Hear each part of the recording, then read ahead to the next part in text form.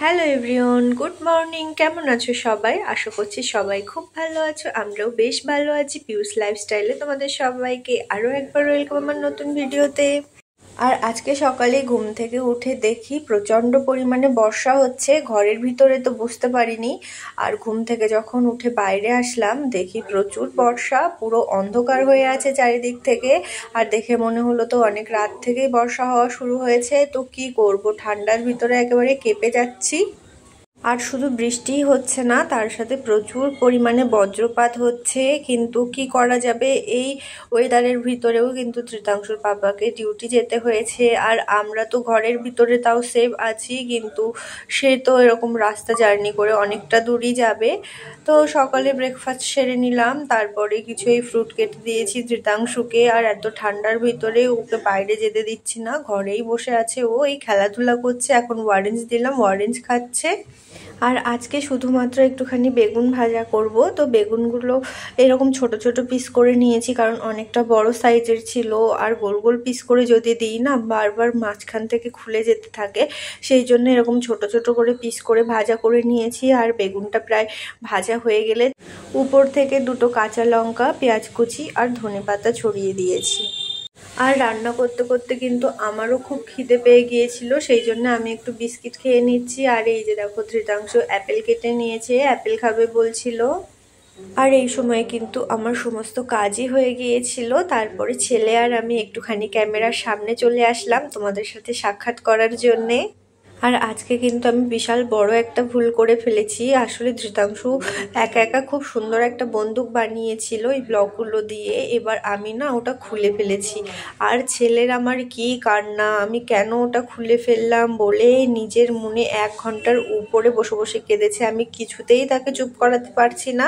শেষে তার বাবা এসে তারপরে তাকে চুপ করিয়েছে। ভাবো, মানে ওর পছন্দের জিনিসটা আমি ভেঙে ফেলেছি, তো যে কারণে খুব কান্নাকাটি করছিল। ওটা কিন্তু আমি সারানোরও চেষ্টা করছিলাম, কিন্তু ধৃতাংশ আমাকে কিছুতেই হাত দিতে দিচ্ছে না। আমি যতবারই হাত দিচ্ছি ততবারই বলছে না না, হচ্ছে না, তুমি পারছো না বলে চিৎকার করে করে সে কি কান্না, কি বলবো তোমাদেরকে। তারপর ওর বাবা এসে কিন্তু ওকে সামলেছে। ঘরে এসে সঙ্গে সঙ্গেই ওকে কোলে করে নিয়ে দোকানে নিয়ে গেছে, নিয়ে গিয়ে ওর পছন্দের খাবার ওকে কিনে দিয়েছে। আর ওকে নিয়ে ঘরে আসতে আসতেই কিন্তু আমি সেগুলো একেবারে সাইড করে দিয়েছিলাম, কারণ ওগুলো যদি দেখে তাহলে আবার কান্নাকাটি শুরু করবে। কিন্তু ও আমাকে বলেই দিয়েছে, মা তুমি আমার বন্দুকটা ভেঙে দিয়েছো, তুমি আমাকে মেরেছো, তুমি আমাকে ঘর থেকে বার করে দিয়েছো, মানে যা যা করেছি সমস্ত সব কথা পাই টু পাই আমাকে বলেছে।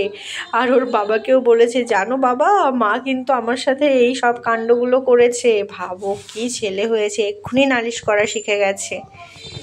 আর ওর বাবা ডিউটি থেকে ফেরার পথে কিন্তু এরকম বাজার করে নিয়ে এসেছিল, কিন্তু ছেলের ওই সব কান্নাকাটির জন্য তখন আর কিছুই বার করিনি, ওভাবেই রাখা ছিল। আমি এই যে সন্ধ্যাবেলা বার করেছি সবগুলো গুছিয়ে নেব বলে। একটা আনারস এনেছে, ফুলকপি আর এই ঢ্যাঁড়স নিয়ে এসেছে, কলা এনেছে, উচ্ছে এনেছে। তো এগুলো কিন্তু আমি গোছগাছ করে রেখে দিয়েছিলাম। তারপরে ধৃতাংশু আর ওর বাবা একটুখানি বাইরে গিয়েছিল, ঘরে ডিম শেষ হয়ে গিয়েছিল, যে কারণে ডিম নিয়ে এসেছে।